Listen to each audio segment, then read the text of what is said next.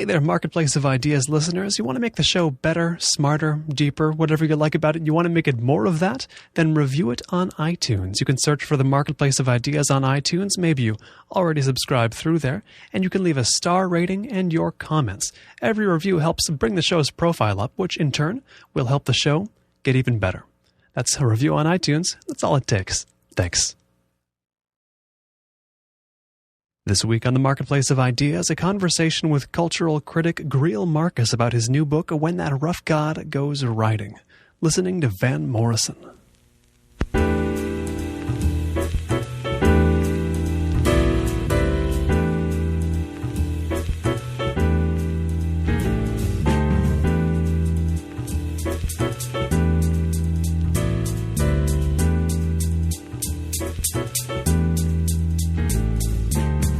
It's the Marketplace of Ideas. I'm Colin Marshall. Greil Marcus is a music journalist, cultural critic, and an astute observer of both rock and roll and also America itself. He's the author of the Real Life Rock Top 10 column in The Believer magazine, and he's got a new book called When That Rough God Goes Riding, listening to Van Morrison. Greil, welcome to the program. It's good to be with you. How much first should we read into the fact that this book is about not the work of an American, but the work of an Irishman? Of course, you've written about UK artists before, about, say, the Sex Pistols. Should we consider this a departure at all from your normal thread because Van Morrison is Irish? I don't know if it's a departure or if that would be of any interest or, significance. I spent 9 years writing a book about the European avant-garde. America is a subject that I will never leave behind, but Van Morrison is a voice, someone I've been listening to for 45 years, and it's not really important where he comes from. Indeed, and I want to get an idea of, as well, the very beginning of your own career listening to him, of the beginning of your experience listening to Van Morrison. Where does it start? I was 20 years old, living in the San Francisco Bay Area. Them had records on the radio, and Van Morrison, either with his band Them or on his own, has always been extraordinarily popular in the Bay Area. His song Gloria, which everybody knows, in 1965 was a national hit by a Chicago band called Shadows of Night. It was only in California that Them had the hit, that their version got the most airplay. Now, of course, nobody remembers the Shadows of Night, and their version never gets played on the radio, and Van Morrison still does. So, I was here. It was on the radio, and not just that song, but Mystic Eyes and Here Comes the Night, and they were all glamorous and big, and they had a desperation to them that I wasn't hearing anywhere else, and I just was captivated. That desperation, I want to hear more about the desperation you heard in Van Morrison. How distinct was that from the musical context you heard Van Morrison in? Well, he sounded like somebody pursued. As if there was something in his back that he had to get away from. There was a sense of jeopardy in his music, and whether that came from something personal or whether it came from something he heard in John Lee Hooker that he particularly liked and wanted to emulate, I don't know. But it became, as any stylistic theme or element for anybody becomes, after a while, becomes a thing in itself. Its source, its whatever might have sparked it in the first place becomes irrelevant. It becomes part of your style, your personality, and so I think that happened very quickly with him. And this gets at an element of the type of criticism you write and of the way you approach Van Morrison's work in this book that I so much enjoy. And it's that it doesn't matter so much, whether Van Morrison in his life actually did feel pursued or what events might have led him to feel a desperation that makes it across to his music. It's safe to say it doesn't interest you if the events of his life contributed to his music. It's about the music itself and nothing more, correct?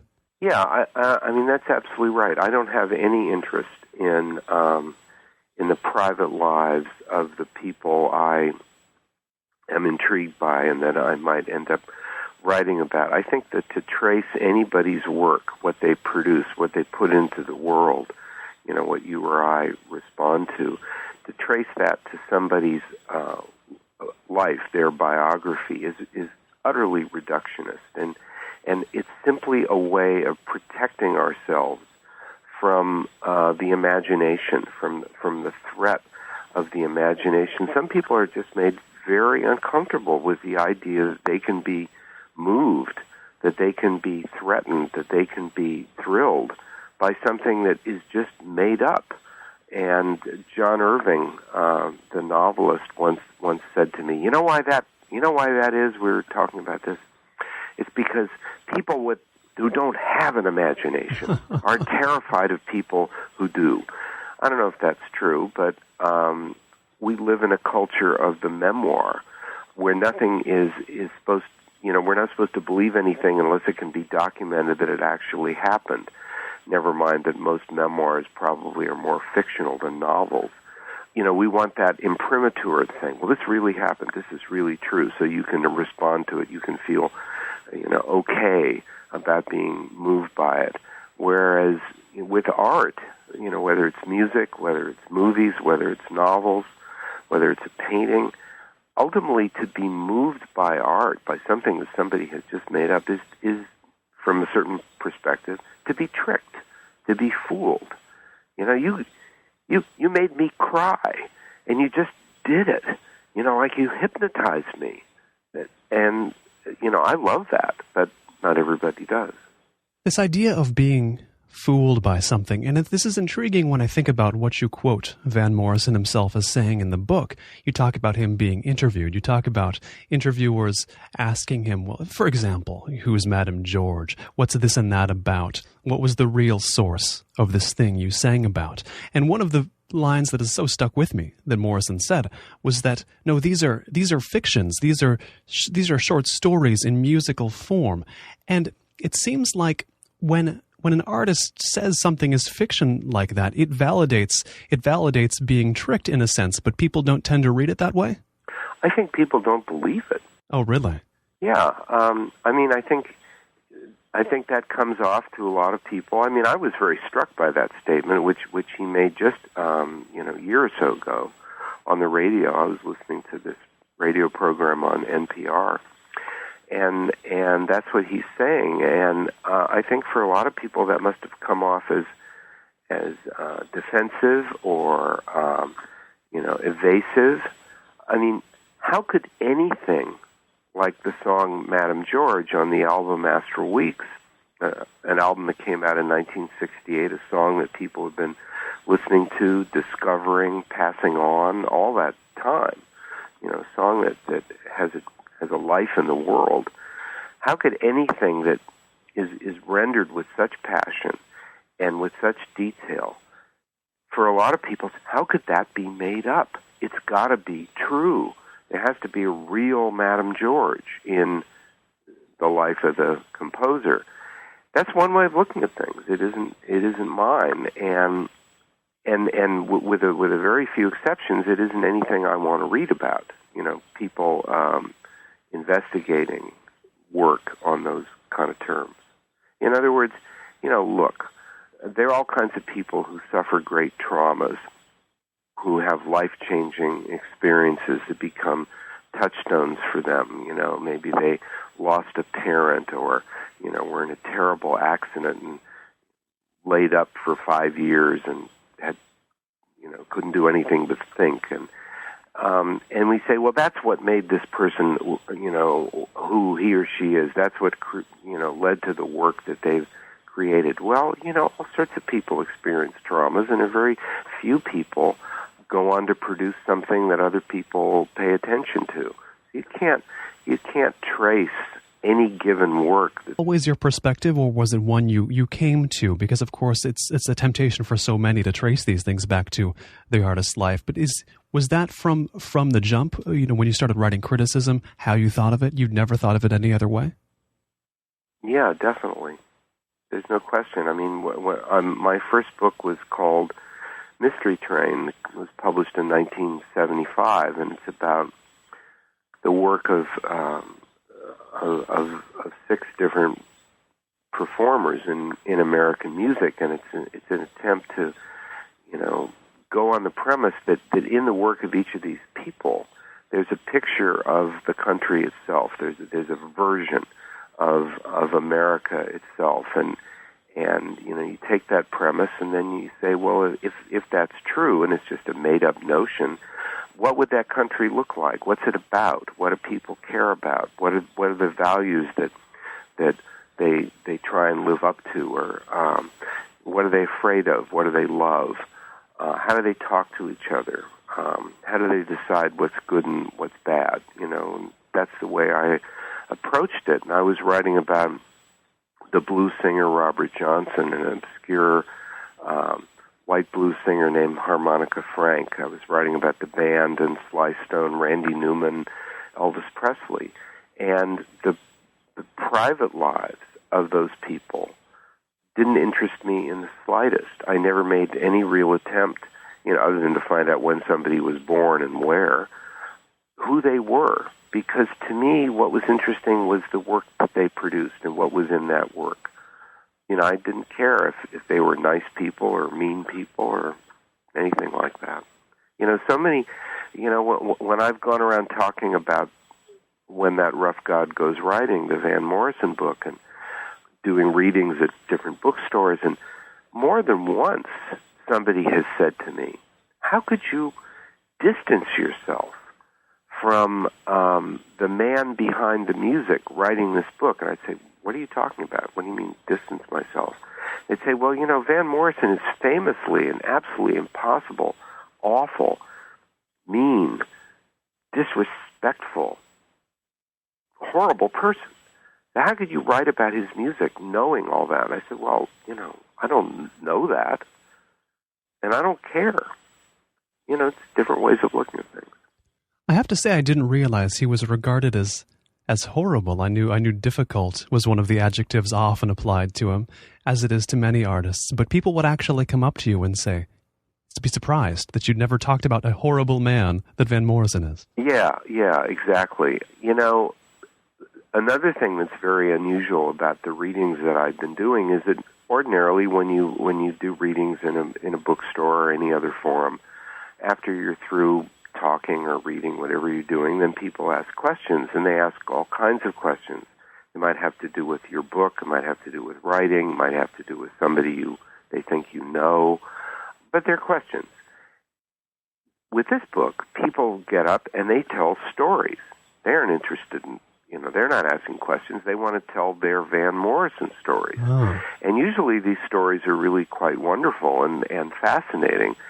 And one that was really not atypical at all is about a guy who said, I went to a Van Morrison concert with some friends who were very excited about it, and it was a great concert. It was everything we hoped for. It was, it was explosive. It was contemplative. It just went in so many different directions. It was completely satisfying. And so afterwards, I went with my friends to a bar next door to where the concert was, and we're all, sitting there and talking about how terrific it was, and did you notice that song, and what about that? And then Van Morrison walked in, and almost everybody in the bar had been to the show, and they all saw him, and people applauded, and he went over to the bar and sat down, and so I worked up my nerve, and I went over to him, and I said, Mr. Morrison, I just want to tell you how much your music has meant to me. And he said, and Van Morrison looked at me and he said, why do people feel they need to tell me these things? Oh, my. And the guy was just completely crushed. However, why do people feel they have to tell other people things like this? Manny Farber, the great film critic who died last year, a man who wrote in a completely unique style with a completely unique perspective about movies and and art for many, many years, and was the inspiration for not just other critics, but for filmmakers and painters and all sorts of people. There's a story about Manny. Somebody came up to him and said, "Mr. Farber, I have to tell you, your work has changed my life." And Manny said, "I doubt it." Oh. And you can take that as a put down, or you can also say, I bet it really didn't change your life. I'm sure you liked it. Maybe it led you to other books or to see a movie you hadn't seen, but you're the same person you were before.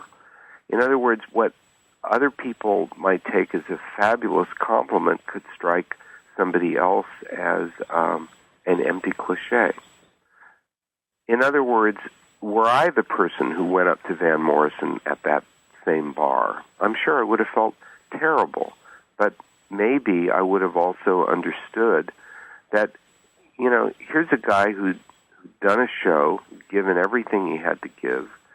It was a good show. Maybe he thought it was a bad show. Maybe he thought it was a good show, but he sits down at a bar and he just wants to have a drink and be left alone. It's not so terrible. And, as a critic, as a writer, I guess I leave people alone.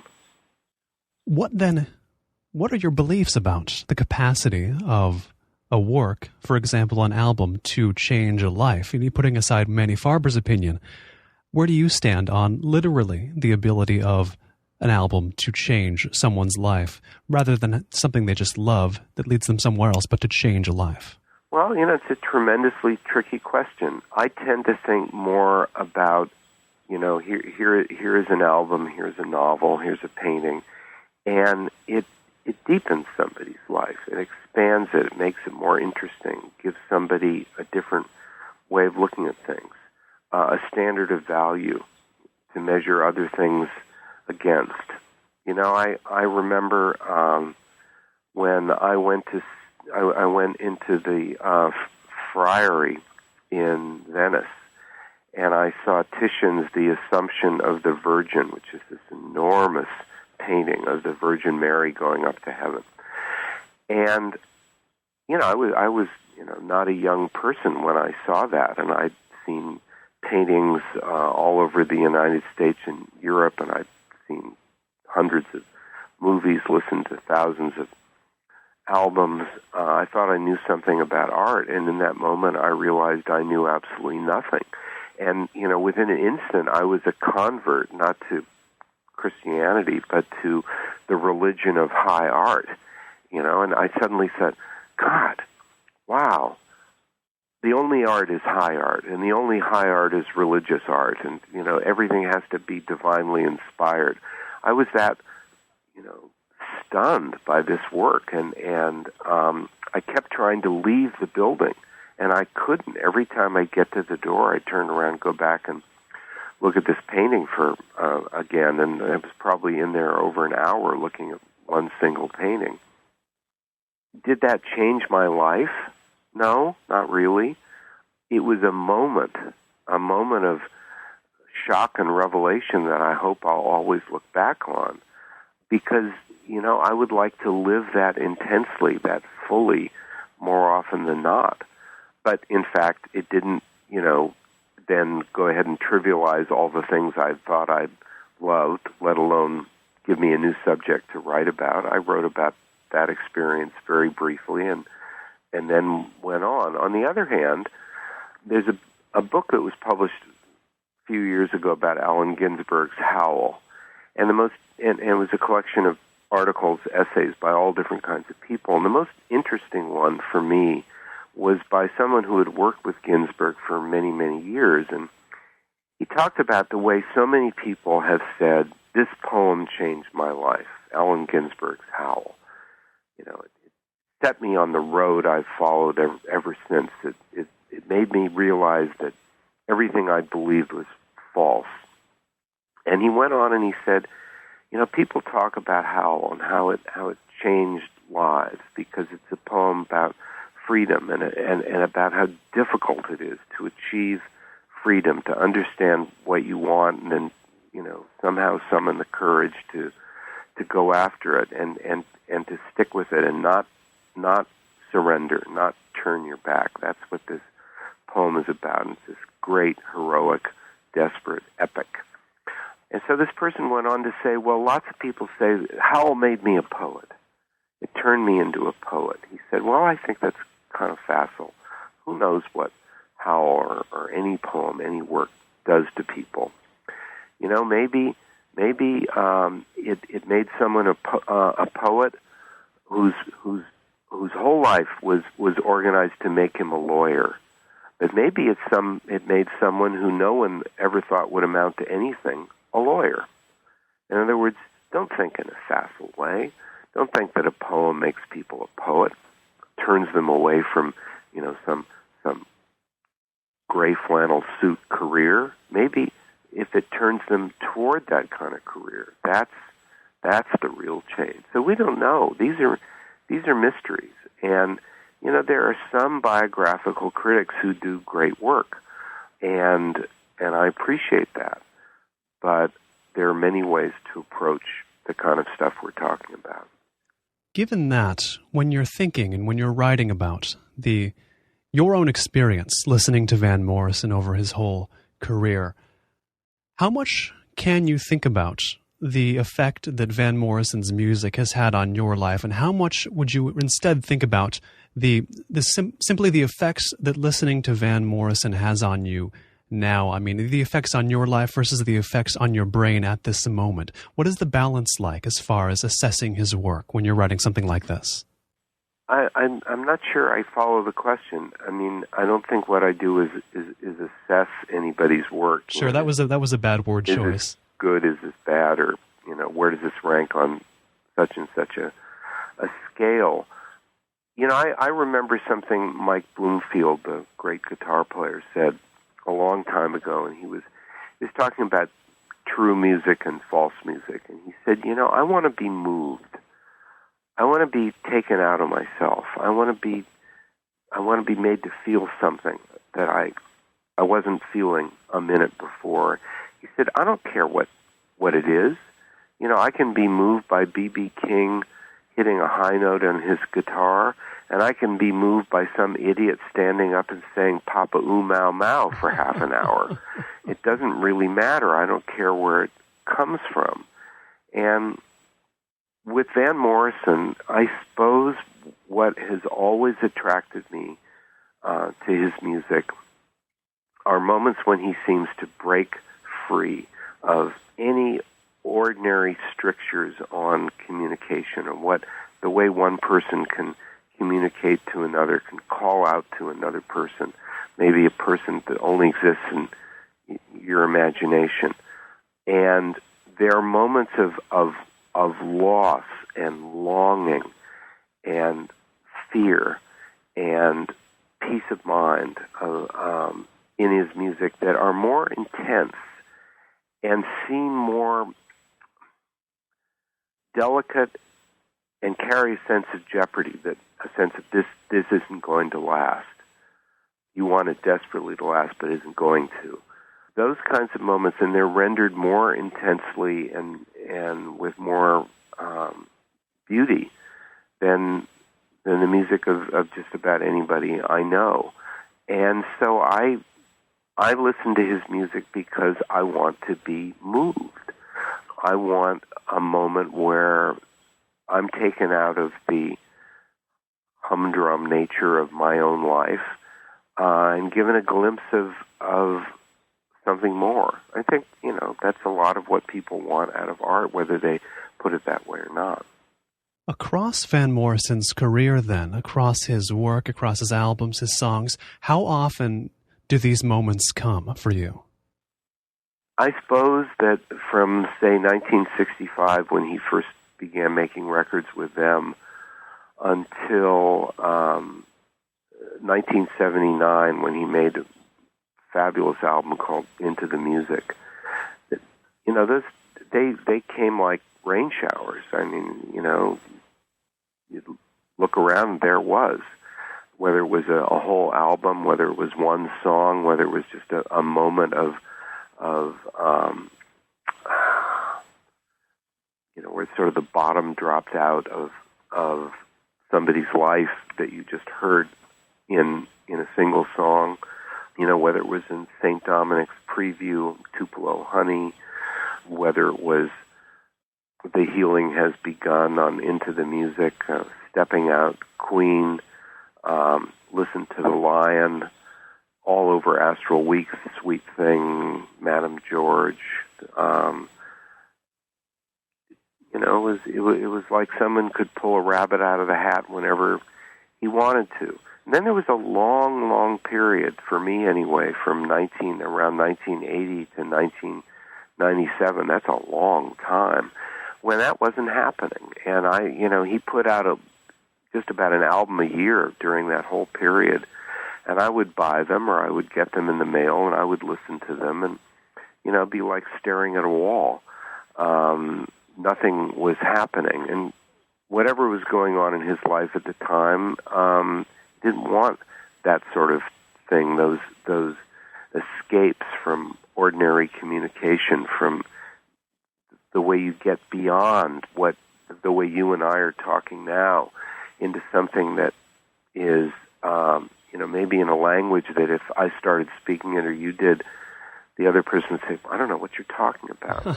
but yet you'd want to know. He didn't want that. And I wondered if there would ever come a time when everything seemed to be up for grabs in his music. And for me, that came with an album called The Healing Game in 1997. It was rough, and it was mean, and it was violent, and it was full of life. And I don't know where the hell it came from or really what it was about, but I played it over and over again, and I still do. You just never know. You never know what somebody's going to come up with, somebody with a talent as deep, an instinctual feel for music, a command of his own voice. And for Van Morrison, being in command of your own voice also means knowing when to let that command go and let the voice go where it wants to go instead of telling it where to go. Listen. I didn't know you stayed up so late. Oh, I just got home from a gig. I saw you standing on the street. Hey, just let me move on up here as windowsill a little bit here. Yeah, I got some sherry. Drop a chord. Given the heights that Van Morrison can reach, given how you write about albums like Astral Weeks or The Healing Game, which you've just mentioned here in the book, and given that there are also a lot of albums that, as you've said, are like looking at the wall, it sounds to me like you would have no choice but to listen to everything Van Morrison puts out because of that chance that it is going to be something as, I guess this will sound cliche, but as transcendent as his best moments. You never know when those are going to come, so you always have to keep listening to him. Is that correct? Yeah, that's right. And since The Healing Game, what can we say about what he's put out since then? Have you found these moments in quantity since that release? Not with any great frequency, but the last album that he made is called Keep It Simple, really thrilling title. The title song really got quite a bit of airplay, and it had a hint in it of depth, of ambition, but the song was just too plain, too flat. Keep it simple. Gotta keep it simple.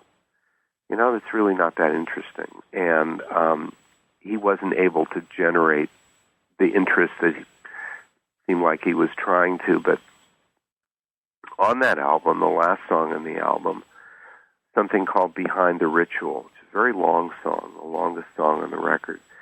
And it's about a guy, if it's about anything specific at all, it seemed to me, about a guy who's, old. And he goes back to a place where when he was a kid, he would hang out somewhere in an alley. And he and his friends, they would get drunk, they would smoke, they'd curse, tell all kinds of, completely false stories about all the girls they were having sex with. They just sit around and brag and act stupid. And this is something, the guy is saying, this is something I've never been able to forget. And I'm going to go back to this alley. And he goes back to this alley, and he sees a group of kids there doing exactly what he did. And as you listen to the song, you can't tell if he's imagining that, if it's just a kind of hallucination, he's seeing himself and his old friends, or if these are new people, if these are really young people, and, here's this old man staring at them, and they're wondering, what the hell, what's this about? It becomes a reverie, and it goes on and on and on. It's a puerile idea in a way. It's a nostalgic idea, and he makes it rich, and he makes it heroic, and he makes it something that, is just extraordinarily painful and maybe even embarrassing, and you want to turn away and you can't. There just aren't that many people who can render anything that plainly and that starkly as he can. And it's not the story. It's the tones of voice. It's the way he'll let himself go. The way you can just be captured by a thought. Maybe you're taking a walk. Maybe you're sitting in your house, and a thought invades you, and you try to get rid of it because it's unpleasant. It's threatening. But as an artist, Van Morrison, is willing to let those moments in and then make something out of them instead of pushing them away.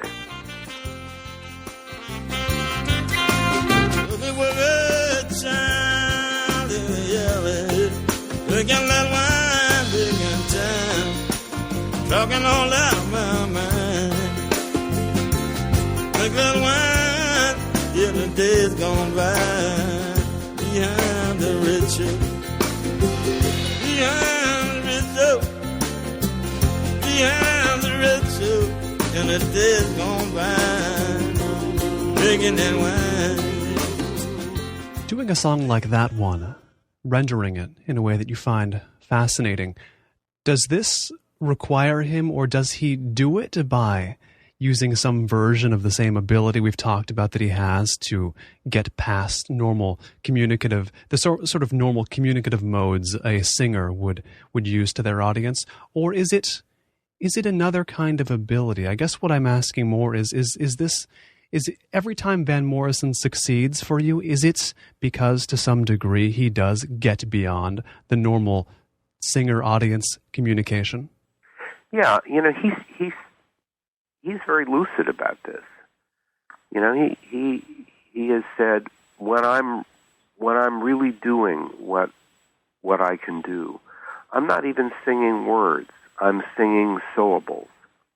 In other words, when you as a singer confront an idea and you yourself put it into words, and then you sing those words, well, you can find meaning in those words and try and take the word and give it passion, give it weight, give it momentum.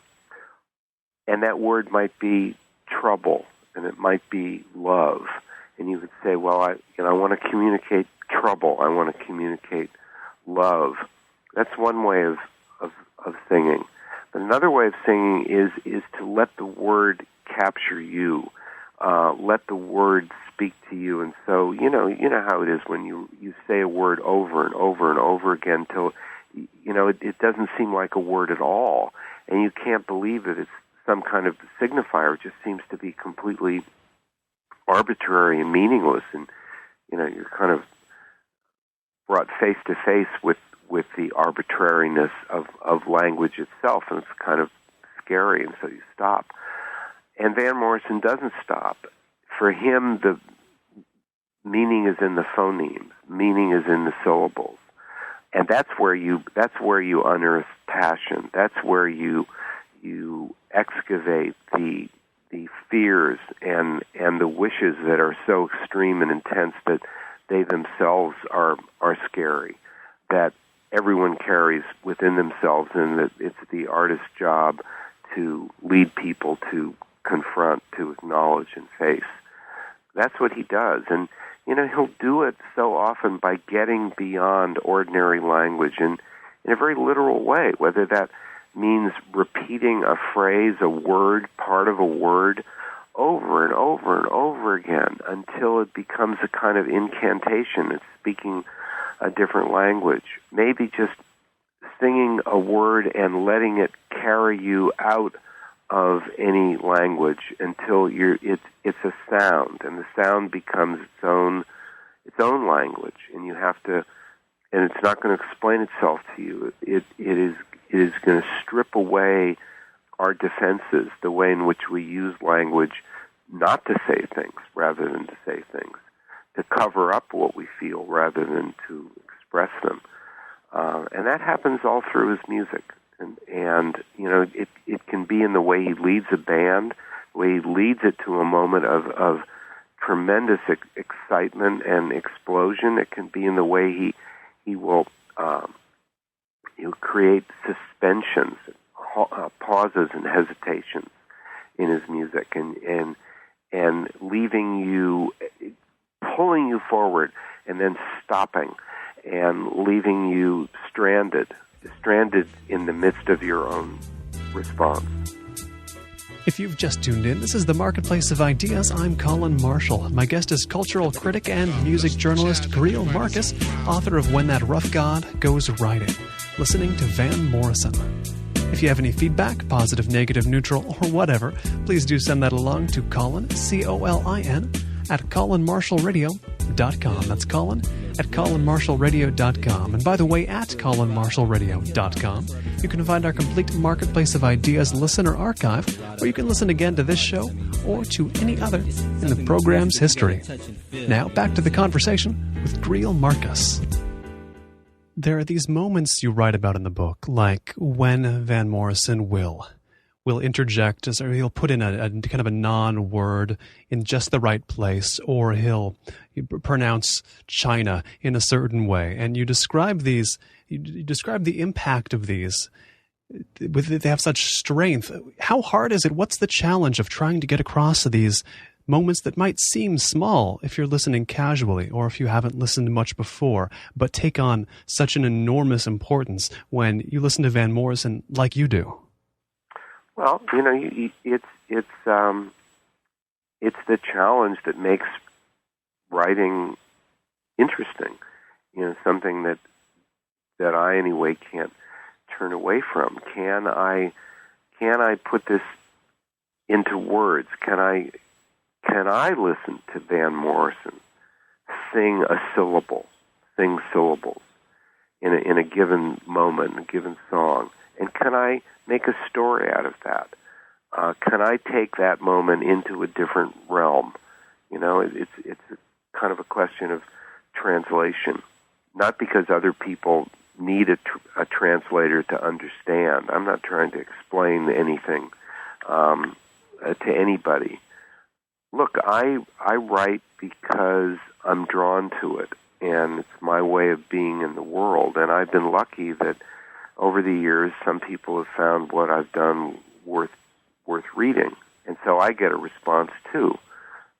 You never know, and I can't justify what I do in terms of being good for anybody or necessary for anybody, but it's part of making life more interesting or trying to do that.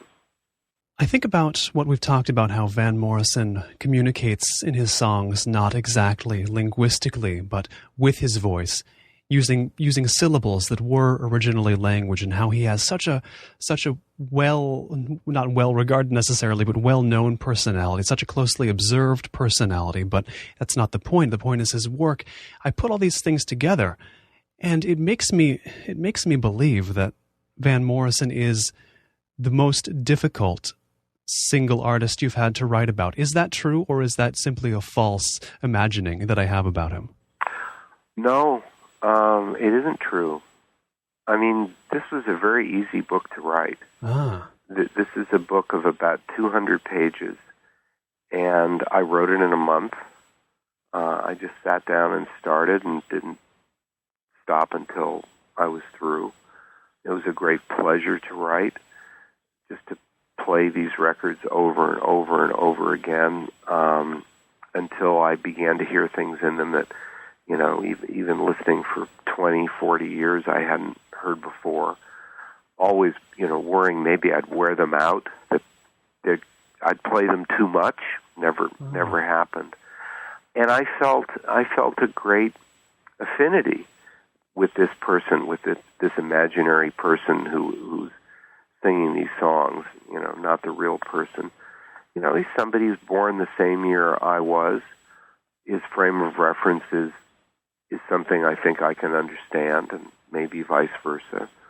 And this is someone who, you know, I've paid attention to, I've cared about, I've been touched by, I've been infuriated by, I've smiled over for a long, long time. And the stuff was at my fingertips. And, you know, I listened to everything, hoping that I would find songs that had gone right past me, that I just never noticed before. And it happened, but not that often. Most often I went back to songs that I had listened to many, many, many times. And I was still, whether it was St. Dominic's Preview or It's All in the Game, I was still shocked by the delicacy, by the intensity and the passion, the artistry, the ability to make a moment, make it stick so that it stays in your mind forever, and you can sing those songs in your mind. You don't even have to listen to the records. Over and over again, I was just shocked by how he could do that. And so many moments in his music, I'd say, are people really capable of that? So no, it wasn't difficult at all. Woo. Yeah. You had words with him, and your future's looking dim. But these things your heart will rise above. Once in a while, he won't call. He won't. The Astral Weeks album, you write about it as being the album you have listened to the most times of any of them. And I want to know, obviously, you continue to derive pleasure from this album, but is it the same kind of pleasure you initially got, or has it changed? Has it changed what you're getting out of this album? Has it simply continued to provide the same sort of fascination, the same sort of joy, or has it changed in kind throughout the years? No, I don't think it's changed at all. I mean, there are moments in Sweet Thing, you know, which as lyrics is sweet thing, sweet thing, sweet thing. There's not a whole lot more to it than that. There are moments in that song that take my breath away. They always have. There's a particular moment when the melody seems, the only way I can describe it is, seems to turn over, seems to do a somersault. It's just an instant, and I'm shocked by it every time. There's something in the bass playing by Richard Davis, great jazz bassist.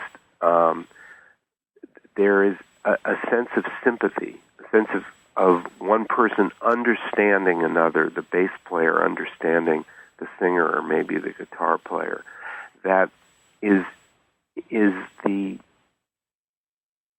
picture of comradeship, friendship, one person acknowledging another, so lovely that it's almost unbearable. You know, that I go back to experience that, and it really it really doesn't change. I mean, when I listen to Madame George, it's a terribly, terribly painful song, what happens in that song. It's just awful. And yet, I think, many people, and I'm one of them, live their lives to keep certain things away. And the only way, some of us are able to really acknowledge the extremes in life is through art. And you have to do that. I think, to live your life, you have to acknowledge that there are things you can't face, that you can't think about, that will drive you crazy, and yet you have to acknowledge that. And one way to do it is by listening to somebody make beauty out of them in a way that makes... I can't stop coming back to the sort of dead zone you described between 1980 and the release of The Healing Game in 1997, and it just is reflexive for me to compare that to similar dead zones I'll hear people describe of other musicians who perhaps also came up in the 60s and 70s. They'll also say in the 80s and the early 90s they weren't saying much of significance. And it seems like a pattern to me, but I need to know from you, do you see any connection between Van Morrison's dead period and others that may exist? Well, the only analog for me is with Bob Dylan. In his book Chronicles, Dylan pretty much says that he was lost in the desert from around 1968 when he made John Wesley Harding until the early 90s when he began to sing old blues and folk songs again on his album As Good As I've Been to You and World Gone Wrong. That essentially that entire period, that's a long time, was worthless, was searching for something that would give him a reason to sing and faking it the whole time. And any Bob Dylan fan would say, oh, but, what about Blood on the Tracks? Or what about Blind Willie McTell, that great song you didn't even release in 1983, or what about this and what about that? And I loved Desire or Under the Red Sky, or how could you dismiss all of that? Well, because he knew how he felt singing those songs, making those records. You reach a point sometimes when you keep doing something because you don't know how to do anything else. And it isn't what you're capable of or what you were once capable of. You don't want to face the fact that maybe you can't do it anymore. You keep doing it on the hope that lightning will strike. That's a very hard thing to say about anybody or to say about yourself. Shocking thing, in a way. But it happens. And, some people never come out of it. Some people lose that sense of being impelled by something outside yourself to reach within yourself and put something out into the world. That impels people with a force greater than anything in certain parts of their lives, and it's unusual for any artist to be able to hold on to that forever. And there's no reason why we should expect that people will, but we want them to. We hope they will. What do you think it does? How do you think it changes? What effect does it have on the relationship between an artist and their fans, their followers, their audience, whatever you want to call them, when you have a person like a Bob Dylan or a Van Morrison recording albums that they maybe believe themselves they're not feeling strongly about, that they don't feel it's in them necessarily, but yet they're still recording. And yet sometimes the audience comes back and gives these albums acclaim. What do you think it does when there's praise for a recording and artists themselves might not think is good work? I think, can only breed contempt for the audience if the people who supposedly care about your work can't tell the good from the bad, can't tell the real from the false. Why should you have any respect for them at all? There was a long period in Bob Dylan's career when he would make album after album, and every review in Rolling Stone was exactly the same. They'd say, well, his last few records have really been pretty dull and lifeless, but here's the breakthrough. This is it. This is the real comeback. And then, there'd be maybe a year or two would go by and there'd be another album. And, it was like they were recycling the same review, except they were saying, well, the last one we said was really terrific, and I guess it kind of wasn't. And, they had to, there was a whole product recall and they had to send it back to the factory. But this one's really great. This is the one.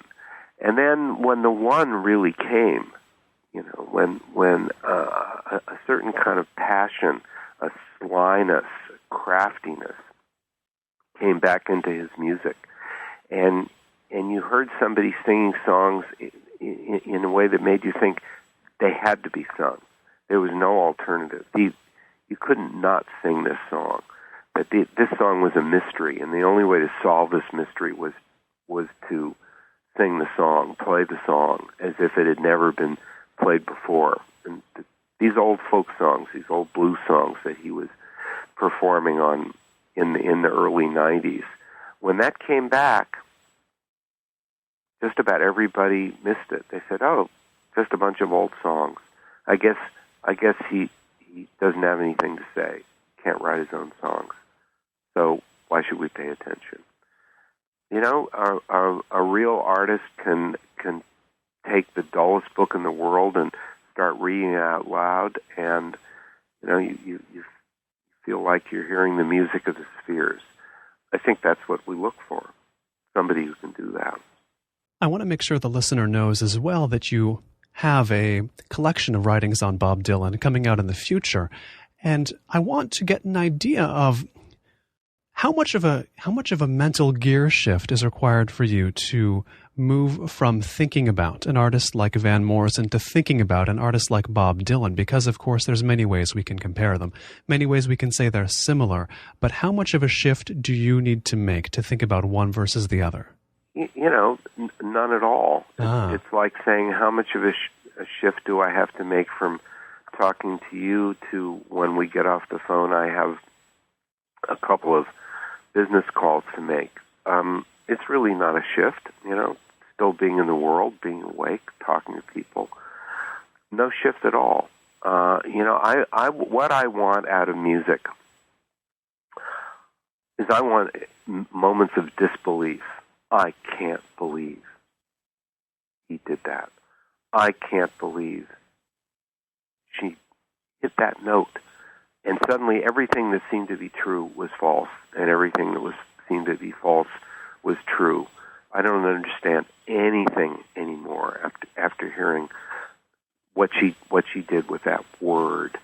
I don't believe it. That's what I want. I want moments of disbelief. That's not a shift. Sometimes you can get that at will.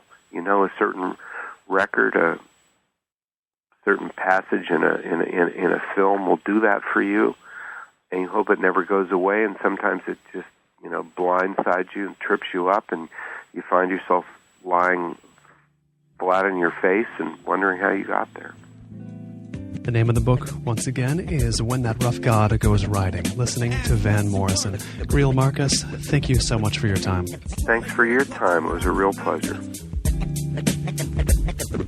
This has been the Marketplace of Ideas. I've been Colin Marshall. Our music is produced by Ben Althouse. You can check him out online at benalthouse.com. And you can check us out online at colinmarshallradio.com, by the way, where you'll find the complete Marketplace of Ideas interview archive, as well as more cool stuff.